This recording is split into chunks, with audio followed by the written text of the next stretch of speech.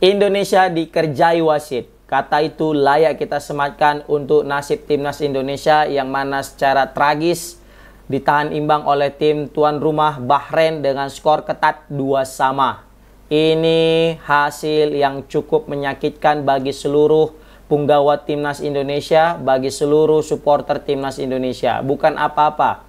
Kemenangan yang sudah ada di depan mata harus sirna oleh gol Mahrun di menit-menit akhir, di menit 90 plus 9. Padahal perpanjangan waktunya cuma 6 menit.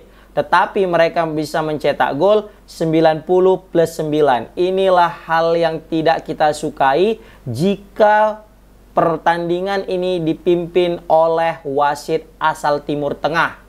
Padahal di video sebelumnya juga aku sempat bahas bahwasanya wasit ini sangat berbahaya. Wasit sangat menentukan mood permainan timnas Indonesia.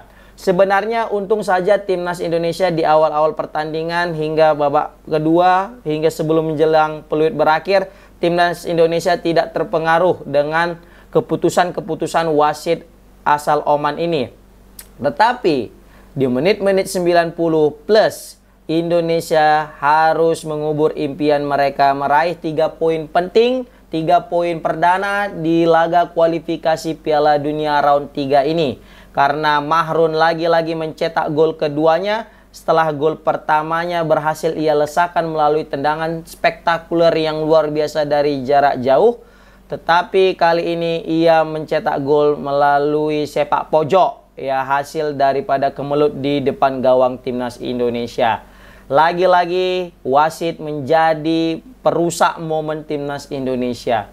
Sebelumnya Arab Saudi ataupun Thailand sempat dirugikan, ya, sempat dirugikan Thailand ketika dipimpin oleh wasit ini dengan memberikan penalti kepada Arab Saudi sehingga Arab Saudi bisa menang 1-0.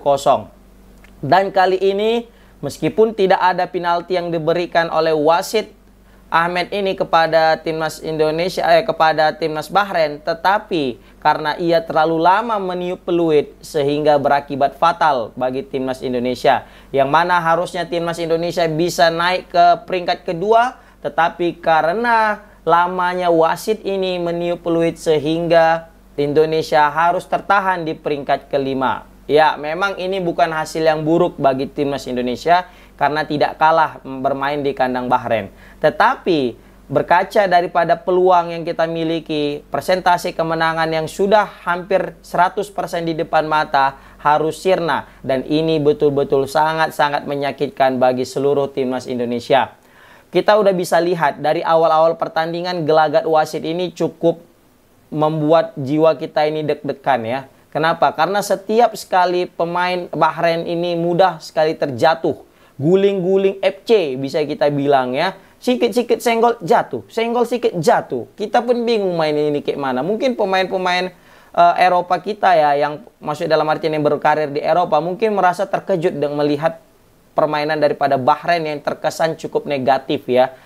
Seperti hilangnya sportivitas di sana. Tetapi wasit pun semacam mengiyakan dengan pola permainan seperti ini, guys. Dan terbukti banyak sekali peluit-peluit ditiup oleh wasit ini, guys. Padahal ini pertandingan sekelas kualifikasi Piala Dunia, tetapi banyak kali peluit tercipta, guys. Ini cukup mengerikan juga kita lihat ini, ya kan. Kalah Liga 1 dibuatnya, guys.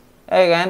Padahal kita sudah unggul 2-1, ya, terlebih dahulu melalui gol yang spektakuler dari Rafael Strike, umpan daripada Tom Hai yang mana ia melakukan placing yang luar biasa sehingga kiper timnas timnas Bahrain juga tak berkutik, hanya menonton saja bola itu masuk ke gawang, ya. Yang mana sebelumnya Indonesia berhasil menyamakan kedudukan melalui Orat Mangun memanfaatkan umpan back termahal kita, Miss Hilgers, ya, sehingga Miss Hilgers mencatatkan 1 assist di pertandingan kali ini. Menyoroti gol kedua daripada timnas Indonesia, kita mesti memberikan kredit juga kepada Marcelino Ferdinand yang berhasil mengobrak-abrik pertahanan daripada Bahrain sehingga mengoper bola kepada Tom Hai, dan Tom Hai dengan cerdiknya melihat posisi Rafael Strijk yang sudah kosong di sayap kiri. Kemudian Rafael Strijk tidak menyia-nyiakan peluang itu dan langsung mencetak gol yang cukup manis, guys. Tetapi gol daripada Rafael Strijk ini harus ternodai dengan gol di menit akhir ya oleh si Mahrun tadi, guys. Ya, meskipun ini hasil yang cukup menyakitkan bagi timnas Indonesia ya, karena keputusan wasit Ahmad El-Kaf ini yang betul-betul serasa berat sebelah, tetapi semoga ini jadi pembelajaran juga bagi timnas Indonesia untuk lebih konsentrasi lagi di menit-menit akhir. Kemenangan yang sudah di depan mata harus sirna juga karena kesalahan timnas kita yang mana gagal fokus hingga peluit berakhir, guys. Memang ini peran besar daripada wasit ke hasil seri kita ini, karena kesalahan wasit yang terlalu lama meniup peluit sehingga Bahrain bisa mencuri gol, guys. Tetapi kita juga mesti introspeksi diri juga bahwasanya ini juga karena kelengahan kita, pemain-pemain kita yang belum bisa bertahan fokusnya hingga 90 menit plus.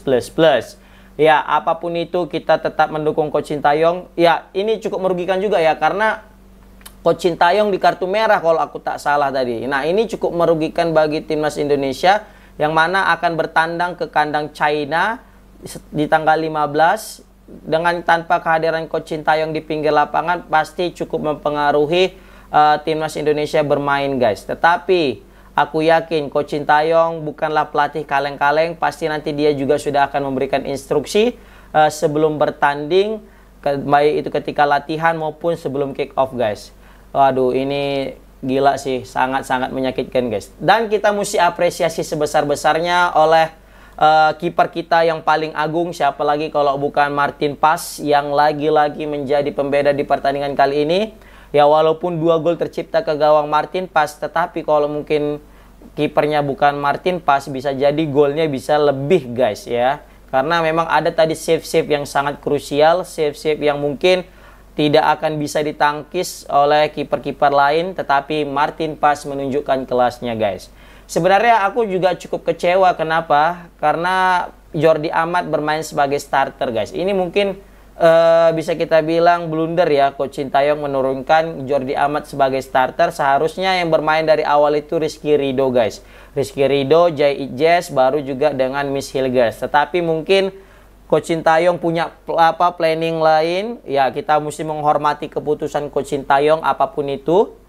Dan karena dengan menurunkan Jordi Amat ini terlihat permainan timnas Indonesia itu agak ser-ser buat jantungan, guys ya. Takut kita blunder-blunder pun tercipta dari kaki Jordi Amat. Seperti di video aku sebelumnya kan. Tapi nggak apa-apa ya, ini jadi pembelajaran yang cukup penting. Dan kita juga ya salut kepada Rizaldi yang mana dia juga bermain cukup apik meskipun sempat berdarah kepalanya, tetapi gol pertama juga ada kontribusi dari dia meskipun yang ngumpan adalah Ivan Yener ya. Orat Mangun betul-betul nggak ada habisnya, baru Rafael Strijk betul-betul mencetak gol pertamanya yang luar biasa. Bang Jai dengan Miss Hilgers juga bermain cukup apik di lini pertahanan, dan tidak hanya solid di lini pertahanan, tetapi kedua pemain ini juga rajin untuk membantu serangan, dan terbukti Miss Hilgers memberikan 1 assist yang cukup cemerlang kepada Orat Mangun. Sandy Walsh juga tadi diganti mungkin karena kurang perform, kemudian masuklah Reinders. Nah, masuknya Reinders tadi itu bukan di, kita tadi berharap Reinders masuk berada di sayap kiri, tetapi ternyata Reinders masuk sebagai back kanan. Karena kita pakai formasi 3 back, maka dia itu sama posisi dengan Verdong yang ada sebelah kiri dan Reinders sebelah kanan. Dan dia lebih ke dalam, dan memang Reinders belum bisa membuktikan ya, masih performanya masih jasoso, masih biasa-biasa aja, belum ada hal yang spektakuler seperti yang ditampilkan oleh Miss Hilgers. Tetapi tak apa, semuanya butuh proses. Pemain ini masih muda. Tetapi tadi asli ya, setelah siapa namanya, Nathan menggantikan daripada Tom Hai, sebenarnya tadi itu ada peluang yang cukup bagus yang mana Witan sudah berada di depan, tetapi pemain kita itu seperti kebingungan ya, ini mau nyerang lagi apa enggak gitu kan, apa mau delay atau gimana. Baru juga ada Marcelo Ferdinand, ada momen-momen yang mana seharusnya kita bisa killing the game, Tetapi karena kita mungkin sudah puas dengan hasil 2-1 sehingga mengakibatkan timnas Indonesia ini ya lebih memilih untuk membuang-buang waktu sehingga pertandingan bisa dimenangkan dengan skor tipis 2-1. Nah, ini jadi pembelajaran penting bagi kita. Jika ada satu sedikit pun peluang, mari kita tuntaskan bersama-sama dengan sebaik mungkin sehingga kejadian-kejadian seperti ini tidak akan terulang lagi, guys. Betul, ini aku asli bisa jadi aku belum bisa tidur memikirkan gol yang sangat menyakitkan di menit-menit akhir tadi, guys. Aku yakin kalian juga yang nonton video ini pasti merasa sakit hati dengan keputusan wasit Ahmed Alkaf asal Oman ini, guys. Betul-betul, aduh, sumpah buat sakit kepala, ya. Memang dari awal juga udah agak ngeri-ngeri sedap kita nih wasit ini kan. Ini kayaknya gimana nih? Apalagi tendangan bebas di menit berapa tadi, di menit akhir yang mana Witan melanggar, padahal itu nggak pelanggaran gitu ya kan, tapi itu pun hampir gol tadi, kita pun udah takut-takut.